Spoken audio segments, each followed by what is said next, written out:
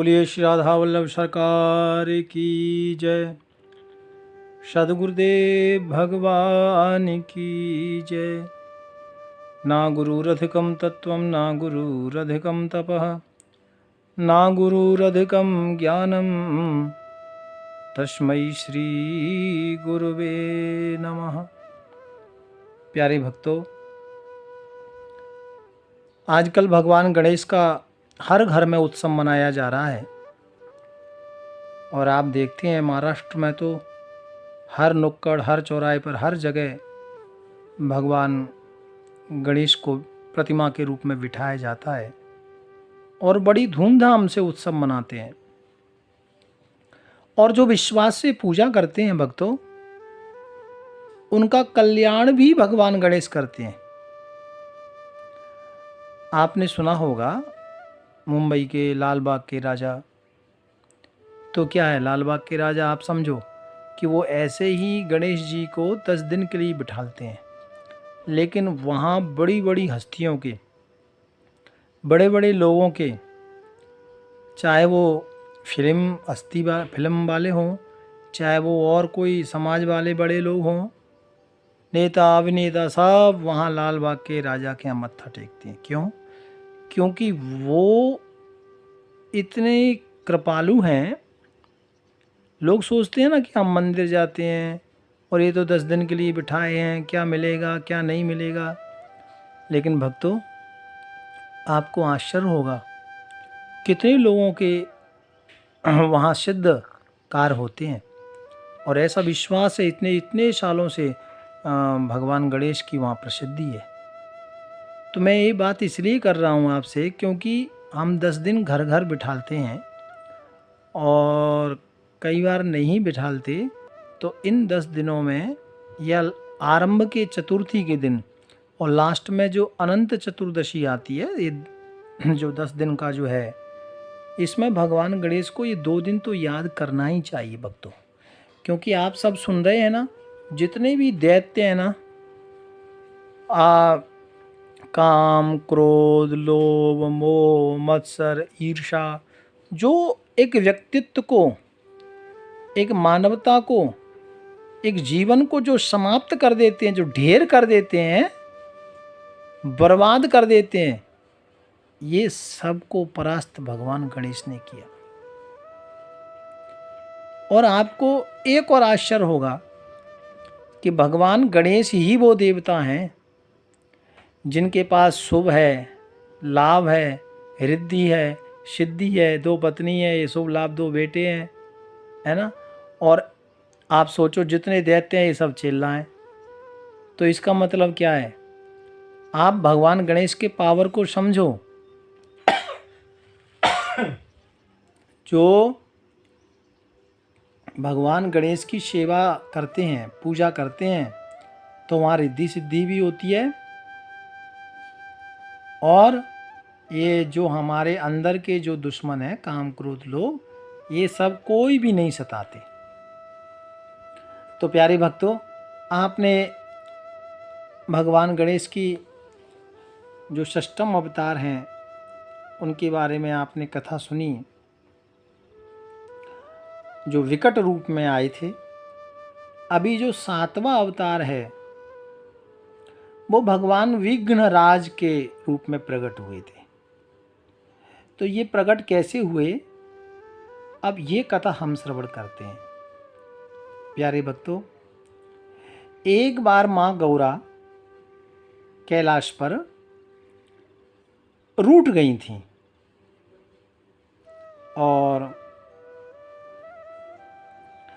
वो सबसे रूठ गई थी। जो भी कैलाश के जो गण थे, भगवान शंकर थे, सबसे रूठ गई थी, ऐसे ही हास्य परिहास्य के कारण। और कहते हैं कि माता कैलाश से बाहर अपनी कुछ सहेलियों के साथ, कुछ दासियों के साथ बैठी हुई थी और उस थोड़े रूठेपन में मन खिन्न था। तो माता गौरा को हंसी आ गई भक्तों। और जब माता गौरा को हंसी आई तो माता के मुख से एक ममतासुर नाम का दैत्य प्रकट हुआ। प्यारे भक्तों, अब ये ममतासुर दैत्य भी बड़ा कठोर है, और क्योंकि माँ के मुख से प्रकट हुआ है तो वैसे भी बड़ा है, विकराल है। अब इसको, ये तो बड़ा भयंकर है। और ममतासुर का विवाह मोहिनी के साथ हो गया। यानी ममता का विवाह मोहिनी के साथ हो गया। प्यारे भक्तों, माता के सामने वो जो ममतासुर था वो खड़ा हो गया, और माता गौरा ने पूछा, आप कौन हैं? तो वो ममतासुर ने कहा, माता आप तो जगत जननी हैं, सब कुछ जानने वाली हैं, और आप पूछते हो कि मैं कौन हूं? प्यारे भक्तों, मैंने कहा ना, ममता का सुर मोहिनी से, ममता का सुर मोहिनी यानी मोह। तो ममता का विवाह कहाँ होता है? मोह, है ना। जो दादाजी होते हैं, दादी जी होते हैं ना, तो उनको ममता पोतियों पोतों में हो जाती है ना। हाँ, तो वो मोह, ये बड़ा कठिन है। लाड़ लाड़ में बचपन खोया, भोगा बीच जवानी, अब निर्दोष बुढ़ापा वैरी, पतझड़ काल निशानी, ममता मोह कड़क जंजीर, कहो ना कैसे तोड़ोगे। तो ये हमारे जीवन के बहुत बड़े शत्रु हैं भक्तों, ये भगवान के भजन में मन नहीं लगने देते। इसलिए ममतासुर, और इसका विवाह किससे हुआ? मोह से। आहा, ये मेरा है, ये मेरी है, ये जो ममता है, ये जो मोह है, ये भजन नहीं होने देता। इसलिए तो भगवान गणेश के जो अवतारों में जो असुर आए ना, वो भी मैं उनको क्यों सबसे खतरनाक कह रहा हूँ, क्योंकि इन जो दैत्य लोग आए थे, इनको हर कोई नहीं मार सकता। प्यारे भक्तों, तो ये ममतासुर ने भयंकर कठिन तपस्या की, और तपस्या करके बहुत सारी शक्तियां अर्जित की, और देवताओं को परेशान करने लगा, ऋषि मुनियों को परेशान करने लगा। बोले, सारा साम्राज्य, सारी दुनिया मेरी है, मैं इसका राजा हूँ। सब हार गए।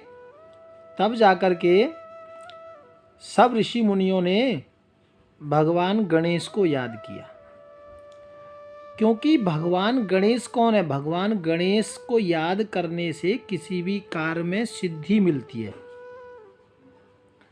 तो भगवान गणेश को याद किया, लेकिन ये ममता, जैसे ही भगवान गणेश प्रकट हुए विघ्नराज के रूप में, तो ये ममतासुर भगवान गणेश से युद्ध लड़ने लगा। और जब युद्ध लड़ने लगा भक्तों, तो वहां माता ने कहा ये ममतासुर से, देखो भैया, तुम बलवान हो, शक्तिशाली हो, सब कुछ तुम्हारे पास है, लेकिन गल सुनो, भगवान गणेश से तुम लड़ना नहीं, लड़ो मत, क्योंकि यहाँ कोई जीत नहीं सकता। प्यारे भक्तों, तो भगवान गणेश की शरण में जाओगे तो कल्याण होगा। और अंत में वही हुआ कि वो लड़ा, लेकिन परास्त हो गया। भगवान गणेश की शरण में आ गए, कहा मुझे मारो मत, मैं आपका दास हूं। अंत में वही हुआ जो होना था। देखो, कभी कभी व्यक्ति जब बड़ा हो जाता है ना, कभी कोई छोटा धनवान है, पैसे में कम है, या जायदाद में या सम्मान में कम है, और अचानक उसको कोई धन मिल जाए, कोई बड़ा हो जाए, तो जब व्यक्ति बड़ा हो जाता है ना तो अपने से बड़ों को भूल जाता है ना, अपने से बड़ों को वो भूल जाता है। तो फिर बाद में तो फिर भैया कष्ट होता ही है। तो ऐसा ही यहाँ हुआ। भगवान गणेश को वो जानता था कि ये बड़े हैं, सर्वेश्वर हैं, लेकिन ये ममतासुर नाम का जो राक्षस था ना, ये इतना मद इसके अंदर आ गया कि ये भूल गया, इसको लगा मैं सबसे बड़ा हूँ।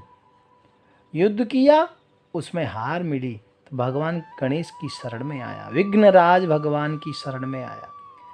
ये विघ्नराज भगवान गणेश का 7वां अवतार है। शरण में आया, कहा मैनू माफ करो, मैं आपको समझ नहीं पाया, और नाथ मैं आपकी शरण में आया हूँ, आप मुझे क्षमा करें।